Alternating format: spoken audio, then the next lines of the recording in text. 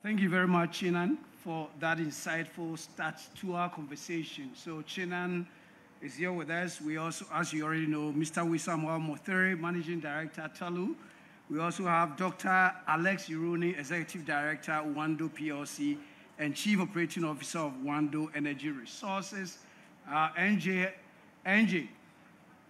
for those who don't know, NJ and his team organize the African Energy Week every year.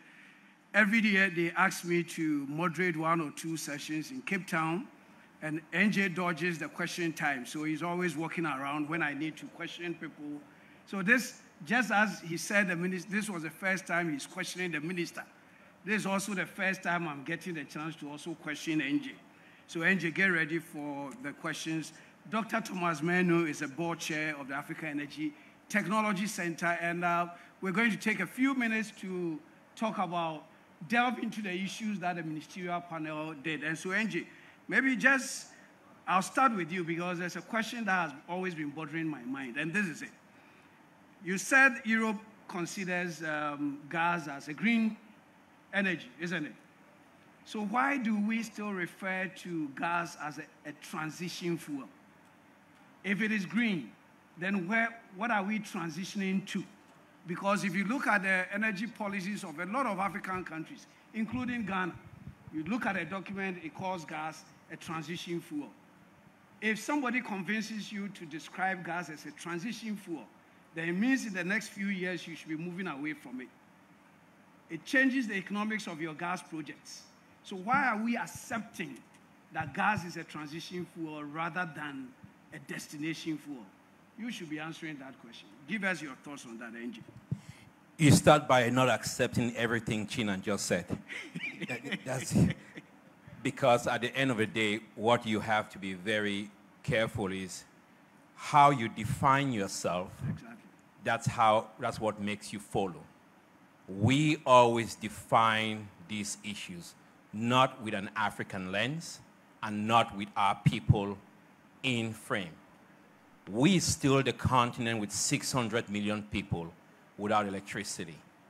Europe is 300 million people as a continent as a whole. If 10% of those 300 million had no electricity, many Europeans would be on the street. But we have become maladjusted to accepting poverty and accepting that it's okay for us to be without electricity. Africa is not a portfolio. Africa is not a collection of cobalt and everything and use all these fancy words and everything. The next thing they will tell you is that don't go and eat goat cheese and go and drink skim milk and don't do this and don't do that. We still need industrialization. And natural gas is not just a transition fuel for Africa. It is a reality for us to be able to develop. And I say that with my good friend Chinan, when you said Africa would be on the cut. Africa would not be on the cut. Production decline around Africa. Right now, crude oil production, we're looking at about 6.9 million across the continent. But besides that, 6.9 million, you have to look at crude oil growth that is happening. There is a reason why Total Energies, Shell, are very excited about their discoveries in Namibia. There's a reason why Eni is very excited about its discoveries in Cote d'Ivoire. There is a reason why Total Energies is applying for a production permit to start producing gas. There is a reason why Mozambique is going to go from zero to becoming the 3rd largest producers of natural gas in Africa, in the world, after Qatar and Russia. There is a reason why, if you go to North African countries, Libya, even with the crisis, there's Eni, Total Energies, and move there. I don't believe in this doomsday theory that Africa is in its cut and let them scare you, because where Chinan and his people come from, they use those fancy language in London where they tell us that we are going to, because our cost of production is up, we're going to have stranded assets. Step back for a minute. I'm an African. I'm not worried about stranded assets. I'm worried about stranded lives. I'm worried about stranded young people in the Sahara days that we don't have jobs. I'm worried about stranded women every morning thinking about they have to decide about whether they have to cut wood or increase women productivity. You want to talk about climate? Women productivity is $800 billion. That's the cost to the continent. I'm worried about that. It's not just cut and paste. And all this stuff about cobalt and nickel and all of that stuff. How many of that do they really process and distribute within Africa? How many of all these green funds are coming into the continent? So before you sit here and tell us that we need to be thinking about this whole new religion that they have, where is the $100 billion they ask Africans they will give us every year since 2009? We've seen zero. So before you want to tell me to give me these promises and that I shouldn't get to empower Oando, an African giant, to produce this, Tolo Energy, still investing across Africa, still developing. Before you want to tell me to hate them, not support them, and not empower them to give us energy security, pay me, calculate all what you want me leave in the ground and pay up. If I leave NJ, he will talk forever. I know him. But thank you very much, NJ, for attempting to answer that question. I know why. He will attempt to answer. But let me come to you, Dr. Menu. Another one of the fundamental questions.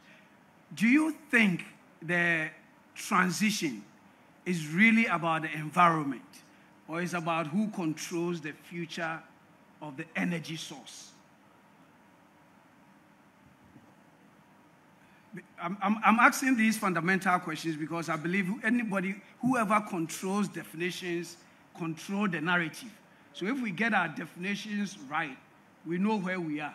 So is the transition really about the environment, or is an issue of who controls the energy source of the future?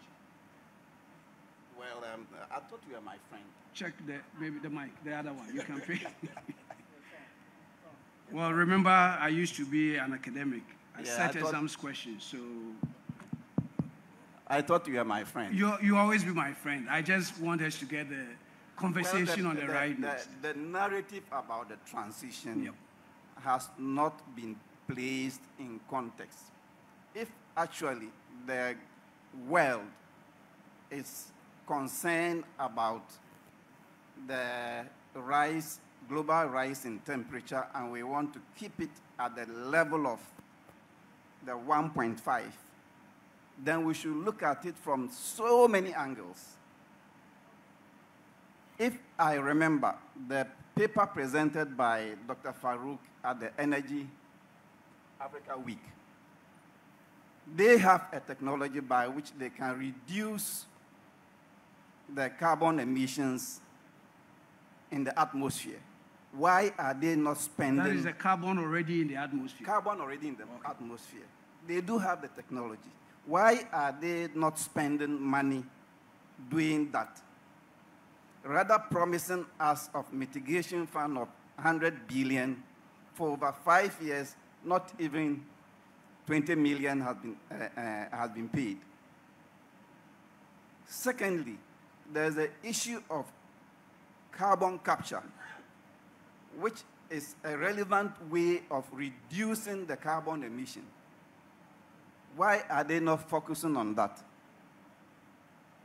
Right? Rather pushing us to leave exploitation of the resources that will give us security, affordability, and lift us from poverty, industrialization. Why are they moving us towards that direction? Because the issue of natural gas being a transition fuel or not a transition fuel, one, we forget that apart from the fuel for power generation, natural gas also lays the foundation for industrialization. Trinidad and Tobago, Tony Paul will tell you what they've done with their natural gas, not necessarily going into power generation, but in other areas. So you should not be boxed in a corner to see that huge deposits of natural gas should be left stranded. and unexploited. I believe that it's a matter of who controls the narrative, Okay. and not necessarily the transition. There are other ways by which you can tackle that transition without necessarily hurting the developing countries who did not in the first place pollute the atmosphere. Okay, thank you very much. At this stage, I'll come to you with some. Wissam is producing, and would I dare say polluting? Are you polluting? No, but that's not the question. The question is, are you planning on continuing to produce? Remember, the Minister of Energy is sitting here. So check your answer. Before you answer, think about it carefully. Are you planning on continuing to produce so that the fear put in us by Chinan will be a bit, moderated? What are your thoughts on that? Are you planning to provide us energy security? Since they feel that you are polluting already. But thank you, Doctor. First and foremost, Honorable Minister Prempeh, thank you for having me here today. And Honorable Ministers, Deputy Ministers, distinguished guests, it's really a privilege to be here with such amazing company. Thank you, Kwame, for starting me with what I think is a relatively easy question or a trick question. Because I like you. Or a trick question. Thank you, Kwame. Look, Tullow's remit, and we believe our role in the world is to help the economic development of our host nations and be a partner in doing so. And we also simultaneously believe that we can help create, I should say, a better future through responsible oil and gas development. We, as many oil and gas companies in boardrooms over the last few years have said, should we be doing something different? okay.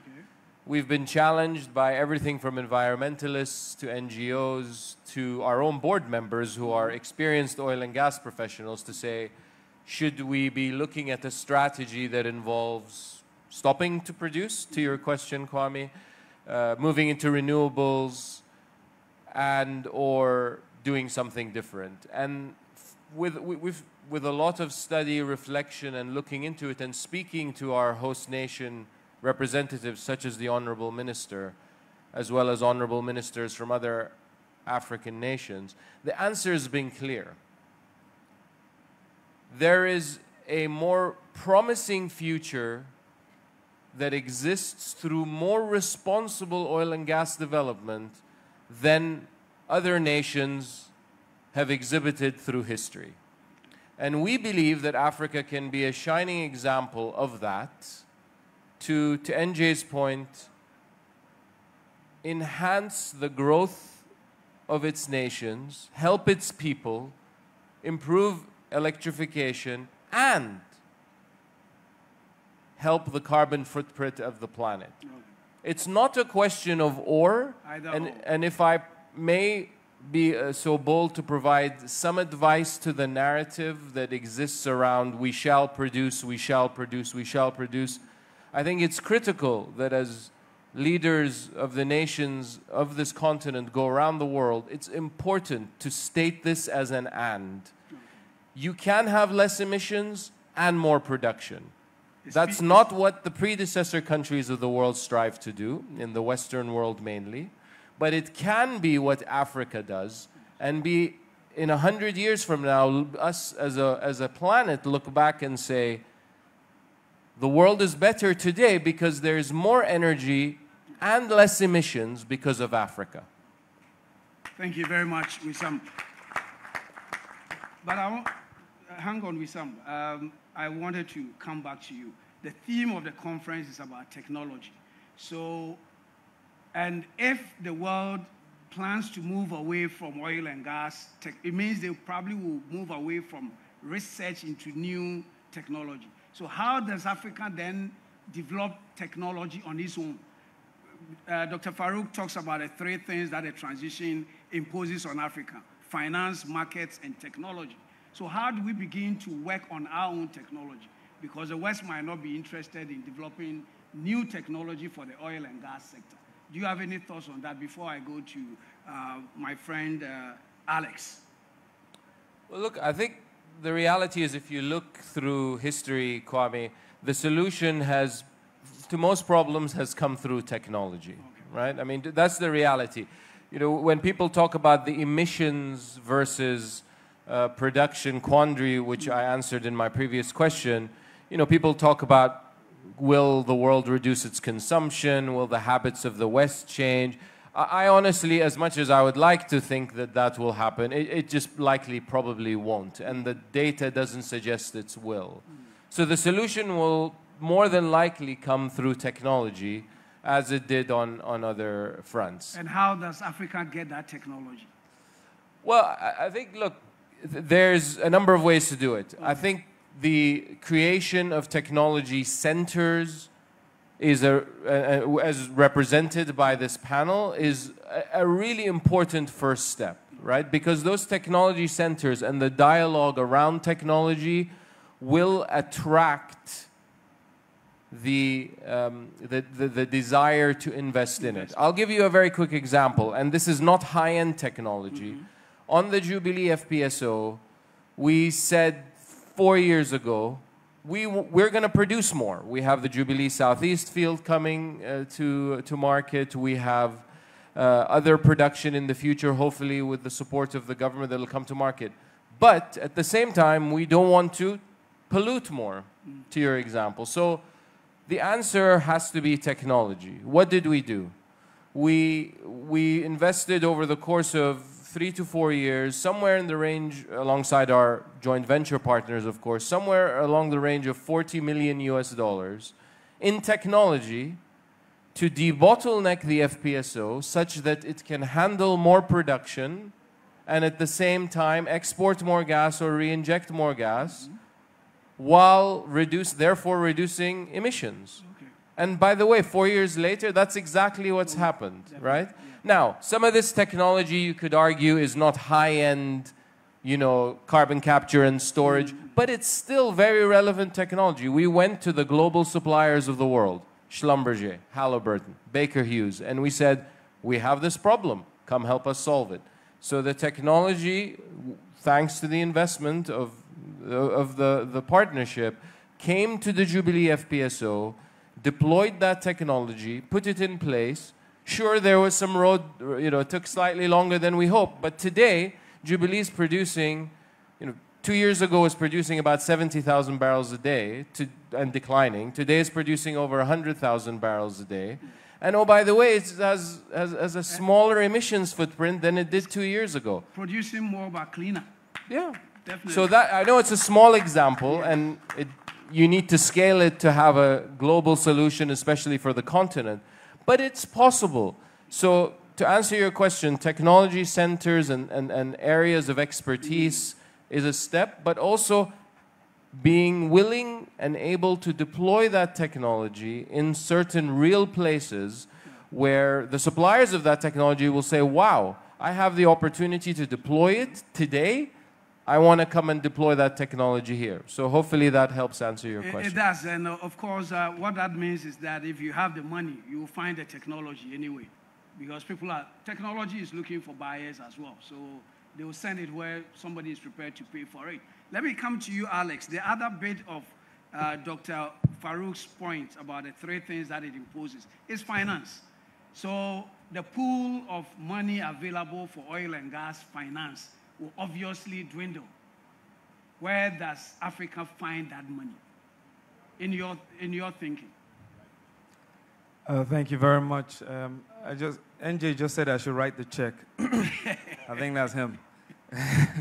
Now, I want to first, before we go in, Honorable Minister, thank you for always being so gracious and warm and welcoming all of us. We saw at the Nigerian Energy Summit about a week or 2 ago, where you lit the stage. You see, I'm quite enamored. Alex, those who didn't hear him speak that day, they really missed. They did. Yeah, they did. Because I was there myself. So. Good. And I say I'm quite enamored because, Honorable Minister, you agree that the discussions here in Ghana are more frank than the discussions we have in Nigeria. Just a minor joke. Milia, the first things I saw done by a human being and done well were done by women. I have 4 sisters. I have 5 cousins, all girls. I'm the only guy typically around my 9 siblings. I had a little cousin that came later on in life, but he doesn't count. Thank you for this forum. And you can see it started how it should. The truth being told, and we must acknowledge that truth. I have 2 things to say before I answer your question. Okay. The first is the fact that clinical psychologists have, for decades, established the fact that memory is not to recall history. Whilst it may be useful to recall history, it is to extract from history the useful tools and lessons to plan the future. Now, on the back of that, I just want to also make the point that if you think about the world's narrative on energy utilization, transition, there is something wrong with the consistency. Science is not about belief. It's about facts that are true and true all the time for all people, holding the conditions constant. So, we are Africans. Let us assume that the world believes that we are perhaps of a lesser pedigree mentally, but that is something we must not accept. Which I refuse to accept. Yes, that is something we must not accept. I stand on the existing protocols as it regards our intention with regards to oil and gas. Dare I say the entire value chain of the future we seek in this transition is right underneath our feet. From the oil, they want us to stop drilling today, to the gas that we want to transition with, to the minerals to hold these renewable solutions which are temporal in nature. Yes, you must finance these projects. And largely today, the biggest trunk lines in Nigeria lead to an export terminal. We have no domestic gas, even though the continent is responsible for 40+% of total LNG shipments to the world. This is the same world, by the way, that should be cutting back on fossil fuel utilization. Yet we are poor, energy poor. You can't ship to your neighbor food and tell your children you are fasting. It doesn't work like that. So we owe the African population, and I'm not really referring to this generation, because I think as governments, stakeholders, private sector individuals, if we are not careful, it will be concluded that we have failed this generation. I'm talking about the future generation. I don't want to come to conferences and talk about, I was reading the questions from the conference and they said, what are the policies we can enact to improve X, Y, and Z? The people that sat before us on this panel and the people on this panel know very well that there's no government on the continent that has not established the policies that are required. What we need is action. Action is what we need. The Big Four, over the last 10 years, have made more money from us than their home countries individually. I'm talking McKinsey, E&Y, you know their names. All your governments, all our governments, we've paid them. We all have the roadmap to this, the policy change for this, and what we need is to act. And until we get impatient about developing this continent for our people, we will continue to regress. Now, all the points today have pointed into the action of defining our future for ourselves and charting that path. How do we finance it? The Energy Bank is not a euphemism for local financing. It's an idea that we must all birth in our souls. The construct of the Energy Bank is, it only comes to your realization that your future is in someone else's hands when they take what they previously gave to you. Otherwise, we won't be thinking of the Energy Bank. So let us not wait till we see the deplorable nature of our people. We must now expand the Energy Bank. Create more versions of the Energy Bank. Ascribe Energy Bank for different platforms of progress. Today we're talking about energy. Why isn't there an education bank? Half our children on the continent. And probably one for food security. And for food security. These are initiatives that we do not need somebody else to teach, tell, or coach us on. We have learned enough. We have the valuable resources, which is our people. And we have a future that is bright. Let us not squander it on rhetoric. Okay. Thank you. Thank you very much. I'll be coming to Chinan, but just before that, I just wanted to give a statistic. Africa has $64 billion in sovereign wealth funds invested outside the continent, earning less than 2% per annum, whilst we borrow at 10% per annum. Think about that. Chinan, so I come to your favorite topic of markets. Let's situate it in the point that Alex made about finding domestic use for the oil and gas resource. If we decide that the oil and gas we produce, we are going to use ourselves, do we still have to face the conundrum that you talked about in your earlier insight? Very good question. I think I've got quite a tall order here stacked against me, you know, but I think this is really exciting. Yeah. And it's a powerful, powerful discussion because I think you can see two sides of a pole here, okay? And we really need to open our eyes and our ears to hear this because the reality of it is the world where we drum and we bang that it is our resource and all of that, fair enough, you can do that. Unfortunately, the market does not understand that. The market is dictated by someone else. Okay. Show of hands. Who has heard of CBAM? Who has heard of the Carbon Border Adjustment Mechanism? Show of hands. Has anybody heard about that? No. Okay. Well, I'm going to say this to you. I'll say this, you know, and we can put our heads in the sand all that we want. But the reality of it here is this. We run a rigged system. Europe has put down a carbon taxation called CBAM that comes into play 2026. So whether you like it or not, and you say it's your turn or your resource, the reality of it is you're going to start to pay a carbon levy. And we need to start to plan accordingly on that front. Okay. It starts in 2026. But I'll say this as well. That is if you export to them. If you export to them. Okay. A lot of our crude and our products ends up there. Whether you like, if not Ghana, then Nigeria or Angola. Now, I'll say this. Think about it from a Ghanaian standpoint. You just mentioned that we produce about 100,000 barrels of crude oil per day. If you do the math at current oil price, $83 per barrel, you know, you quickly work out what that is. The reality of it is we have to have a portfolio type thinking. Okay. Crude oil is one thing. We do have other resources that are over and beyond. And the market is expanding in a big way. Like I said there, lithium.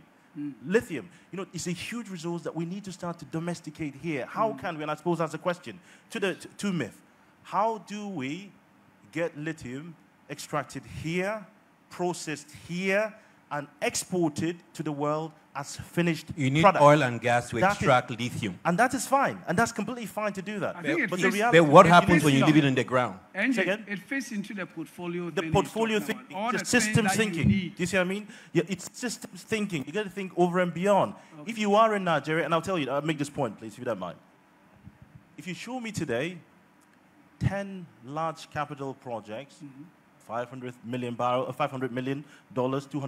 If you show me 10 or 1, I will show you 1,000 projects in Africa that have failed. They haven't reached feasibility studies. Why? Many of the times in Africa, when we start to do this project, because the system is rigged, you still depend on outside contractors who would come in and do this feasibility studies and all of that stuff. It never takes off. So it's still, you know, it's still a chicken and egg situation. And it goes back to the same thing that I would say here. Honestly, if you ask me, look at solar energy. In the last 10 years, the cost of a solar panel, solar energy, has dropped 90%. 90%. Beat that if you can. The cost of a battery has dropped 80%. Beat that if you can. So we can shout all that we want to say. The reality of it is price parity. Price parity between solar and a CCGT, a combined cycle gas turbine, is becoming super close. And I am saying Ghana should not prioritize one or the other. think broadly around the portfolio. And same for Nigeria. Why is WAG not working? Why is the Trans-Africa Gas Pipeline not working? Big projects, multiple points of failure. Multiple points of failure. If you ask me to build a, sort of a 10 megawatt solar plant around here, solar project, you can walk out of here right now and ask for somebody to install solar for you. Out of this Labadi gate right now, you'd find someone who would hook it up for you right now. Skill level, complexity, very tiny. Try to drill in Ghana. Go to the Tano Basin and drill. You would need Schlumberger, you would need Halliburton, and it's the same people financed by the World Bank and all of this. So it's a thing where we need to think very cleverly. It's not simply a case of one or the other. So I think it's not emotions. NJ, you had something to say about that? And then Mr. Dr. You look at it, Chinan, I think what you don't understand is that you look at the glass, you see it half empty. I look at the glass, I see it half full. And because you think solar is easy to install, so we should all go ahead and look at solar. Let's be very clear. Markets are going to determine the future. When Europe got hit with an energy crisis, which they claim it started by Putin, that's not true. They did not turn to installing solar panels, right? They didn't turn to wind turbines, right? What did they do? They went after coal wherever they could find, right? They went after gas wherever they could find, right? But then when poor people don't have energy, you tell them they should use solar and wind. They have all the money. During COVID, they printed all the money to save Western economies from collapsing during COVID. They could have printed that money and bought solar panels on every European roof. Because you know what? You need base load for industrialization. You need that natural gas to drive up urea, ammonia, NPK, fertilizer plants that you industrialize people. No country, and I challenge you with this, and I really do, no country has ever, point one country that has been industrialized with solar and wind. Tell me. Very good question, and I'll say this. Okay, solar and wind are the... What is the country that's been industrialized with solar and wind? You see what is happening here. NJ now thinks he's still the moderator. No, but wait, and I apologize for this because it's we should be very careful. We're talking about technology, but when we come to Africa, we should not just because we fly in from London, we see people here, and we sell them this pipe dream, and act like we told them. Which which country in the world, okay, not Africa, let me answer. has been industrialized by solar and wind? No, hold on. I will not let this turn into a one-on-one between NJ and Chinan. Sorry. That's not why we're... It's so not. Just a quick I will just answer. You know, NJ and I go way back. Just and you do it all the time? All the time. I can that's okay. So sorry we bring you to the stage, but him and I go way back. That's the reality. Now, I'm going to say this. Solar, wind, and many of these are their infancies. Oil and gas was there 60, 70 years ago. Solar is here today. And I'll tell you this, actually. You know what? There's never been any incumbent technology. There's never been an incumbent technology that has not fought the insurgent. That's just how it is. Any technology that's incumbent, I'll give you an example. When VoIP came out, when we had terrestrial lines, telephones, and then we had the breakthrough through WhatsApp, people lobbied in Congress, believe it or not, to ban WhatsApp, VoIP messaging. Okay. The point I'm making here is, whenever you have an incumbent, when you sit on that seat, if somebody is coming to take over that seat from you, you would fight over it. Now, I'm not at all saying, guys. And so you think oil and gas are fighting solar? Yeah. Again? Is it that oil and gas are fighting solar? There's no question about that. There is, it's not fighting. It's a fundamental thing that happens in markets. In fact, I tell you this, please, guys, if you remember, right, 1910 in New York, okay, the whole of New York was horse and carriage. So if you want to go somewhere, you get into a horse and a horse pulls you forward. When the automobile was discovered, the time the automobile was discovered, people lobbied Congress in the US, and Congress passed a law that if you're going to drive in a car, somebody has to walk in front of the car with a flag to warn people. Okay. Just think about that for a split second. Every incumbent technology. Point is well made. Just wanted to jump in very quickly. I think, and then I'll come to Dr. I think perspective is important, right, guys?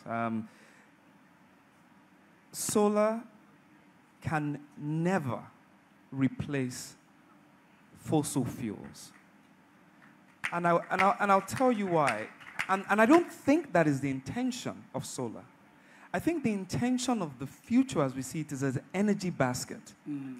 It's a net zero conversation. It's not a sub-zero conversation. So I don't want us to get carried away with, you see, all the EV cars you drive today, for those of you that drive EV cars, have been built with gas.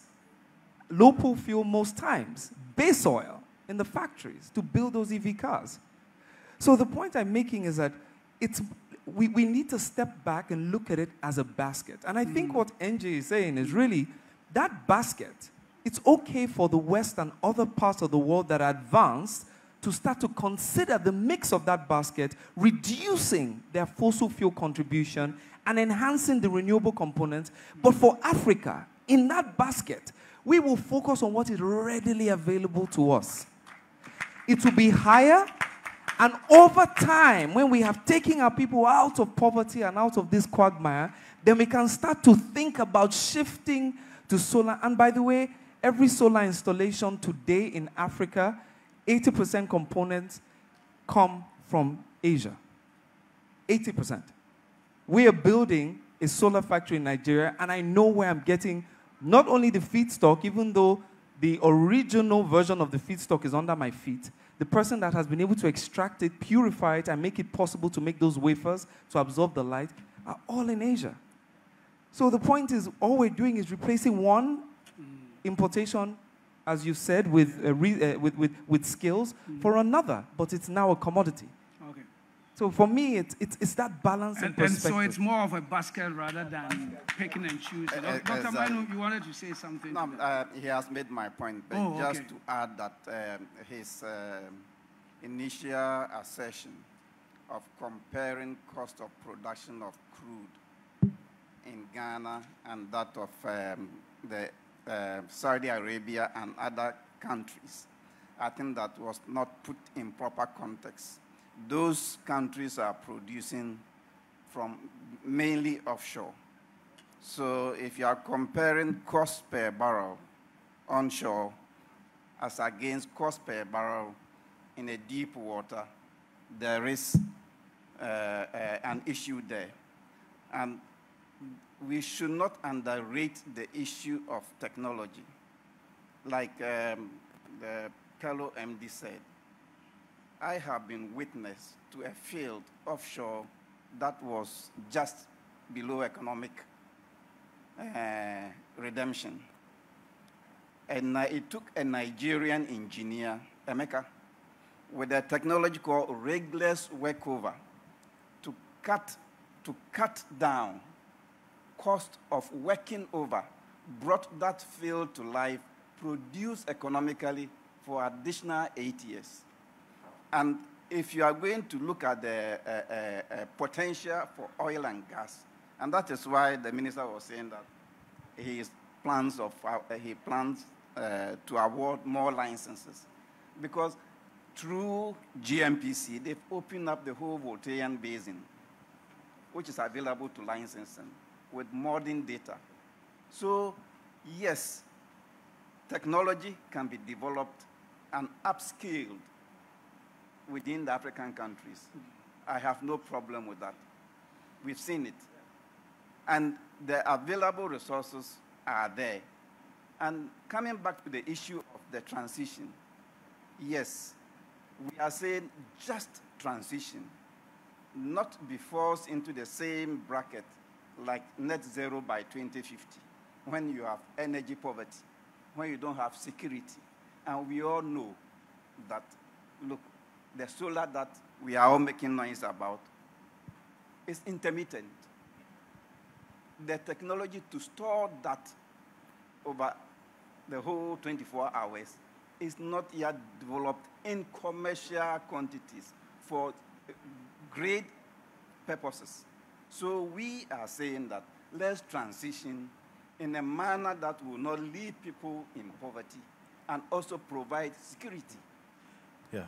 Mr. Chairman, I don't disagree with that at all. Okay. And I think just quickly, actually, to Alex's point. And then I'll come to NJ for another. Solar energy or any of these technologies is not by any stretch trying to compete or replace gas or oil. That's for sure. I mean, everybody knows that. And I'm going to make this point, and NJ knows this far better, probably, than most people here. The biggest investors into solar, wind, and all of that is who? Saudi Arabia. Saudi Arabia. By consequence, Saudi Arabia is one of the biggest. In fact, just last month, it got dethroned by the US, the biggest oil producer in the world, producing 12 million barrels per day of crude. Okay, they've just been dethroned. Okay, who's second after that? You look at it, you see the UAE and most of this. The point I'm trying to make is, if you're playing in a rigged system, you have to have systems thinking, a portfolio thinking mindset. These guys are the incumbents of oil and gas. In Nigeria, 1.6 million barrels. Angola, 1.3 million barrels. Ghana, you just mentioned from thingy, 100,000 barrels. The point here is this, the point I'm trying to make is, even if you tot up all of our oil and gas, it's infinitesimal when it comes to these Middle East players. But they take a hedging type mentality. They hedge their bets. The future's uncertain. The future's going the way that we don't fully understand. And ultimately, they take bets on that front. And that's the kind of mindset that Africa needs to take, as opposed to saying, it's my turn or it's my stuff. Our time is running out, so I'll start with Sam, your concluding remarks. You've heard the different sides of the story. You are still producing. You probably don't plan into getting into renewables, but you want to do oil and gas more efficiently. Are you still comforted by what you've heard? I think, Kwame, the conviction around responsible oil and gas development for us grows stronger by the day. And I think this for us, as the world has seen, whether it be through Ukraine or other phenomena, energy security is hugely critical, and the trilemma around solving energy poverty, solving energy security, and solving energy sustainability is one that we have enormous conviction around. Hope to be a player in, of course, in Ghana, but also in countries like Kenya, the largest solar producer in Africa, which has a conviction around oil and gas now and says exactly that. We need to widen our energy mix, as well as other fellow countries where we have the privilege of helping host countries by providing everything from supporting with everything from technology to financial support to networks and governance and anything we can do, again, to go back to the mission of Tullow, and I believe one that others will hopefully continue to emulate, which is to help the economic development of our host nations and be a proud member of the solution to the energy trilemma as we look back, with Africa being the star of solving this energy trilemma for the rest of the world. Thank you very much. Alex, is Africa the next market for the different types of energy available, considering the growing African population and the demand for energy? Do you see Africa as where everybody now, whether they are producing solar cells, they want to sell it to Africa. Those producing oil and gas want to sell it in Africa. Do you see that anytime soon? Also an exams question, eh? Yeah, it's a very interesting question. I think Africa for a very long time will be a taker of energy until we get our act together and do a lot of the things we've spoken about today, whether it's from applying enhanced local technology to being able to define and execute and conclude our projects. I'll tell you something very quickly. In Nigeria, it took us 20 years to pass an industry bill for the most important industry in the country. We don't have that time anymore. Yeah. We need to act with urgency. So what's happening now? I've seen recently some executive orders have been passed to improve onshore gas development, to improve cycle time, bureaucracy, especially in the procurement value chain, and then to also ensure that as we move our projects forward, there's some accountability from a cost perspective. We don't sit on this local content at any cost concept. Now, we need competence close to leadership.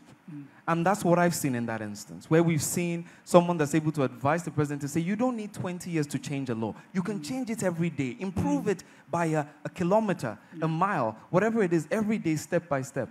We would need to do that to ensure we don't end up being takers forever. But I do believe in an Africa that if it focuses on extracting its oil as quickly as it can, responsibly and safely, in the lowest amount of carbon environment possible, enhancing its gas production, and keeping that gas production for as long as we're alive, because we will need it as base. And yes, exploring where it works, renewable energy, starting from the largest dam on the continent that runs through the Congo that can provide power for all of us. Thank you. Thank you very much. NJ, we'll be gathering, I'm sure, later this year for Africa Energy Week, where you have the chance to speak more to these issues. Just get a summary of your thoughts from what you found here today. I'm not making you the last person, otherwise we won't go for lunch. Do not take advice from non-profit organizations when it comes to developing your energy sector. It's true. I mean, you might laugh. They are defined as non-for-profit. Why does a guy who doesn't want profit want to give you instructions for the guy who wants to make money? We have to be very honest. And China, no, I love you, you're my brother. But free markets, limited government, driving up energy growth, energy demand, which we see in our continent, it's very important. My brother Alex said something very important. We need to act now. There needs to be a fierce urgency of now. Dr. Farouk has moved so fast with the African Energy Bank. We need more. We need to really, really focus on those things. And it's time for action. And it's time for action. And this is not time for us to get dissuaded and before in the past we dealt with resource nationalism, where we said it's them taking our resources, and we kept arguing all over our continent. Nigeria took 20 years to pass the Petroleum Industry Act. Now they confuse you. They bring these NGOs, and they confuse you with this fancy language. I said our response to that, and you hear in Cape Town, you know it, I know it, drill, baby, drill. Dr. Thomas Menu chairs the African Energy Technology Center. Doc, sum it up for us, because I want to behave like the linguist who doesn't want to do the summary and say, so you do it for us and then we can go for lunch. Doc, thank you very much. We believe that, yes, we need to transition, but we need to transition in a just manner. We do know that investment into the upstream especially is drying up. But at the same time, if you look at the investment in the oil and gas in the US, it's still well over 300 billion. They are not coming down. The same goes for Europe, and the same goes for other countries. If the multilateral companies will not invest in Ghana, or will not invest in Africa, well, then the issue of the Energy Bank comes in, and our own development of indigenous champions who would take up these investments in a low-risk areas like onshore, whilst they build the capacity to step offshore. We do not, for one, say that we should not integrate technologies or various sources of energy, solar, wind, oil and gas, for development. We need to do that to be able to achieve the 1.5 degrees temperature, global temperature increase. But we have to do it responsibly in an energy secure manner, so that we do not leave the vulnerable Africans who do not have access to electricity or clean cooking. We do not leave them behind we bring them along and we are able to industrialize, which means that we have to transition in a responsible manner, leveraging on the resources and technologies that we have within the continent. Thank you very much, ladies and gentlemen. These are your experts, and I'm sure they've said everything that I can say. Mr. N.J. Ayuk is the Executive Chairman of the Africa Energy Chamber. Mr. Wissam Montere is the Managing Director of Tullow, Ghana. Dr. Thomas Menu, Board Chair, African Energy Technology Center. Dr. Alex Ironi, Executive Director, Uando PLC, and Chief Operating Officer, Uando Energy Resources. On your behalf, I want to say thank you to all of them, and they've been wonderful guests for us. Thank you very much. China. Did I forget you? Mention him. We need to keep an eye on him. It wasn't intentional, but it's AJ's fault. It's his fault. Mr. Chinen Dekwal is the Vice Chairman, African Energy Council. Once again, let's put our hands together for them. And we'll take our pictures, and I believe right after that, it's lunchtime. Thank you very much.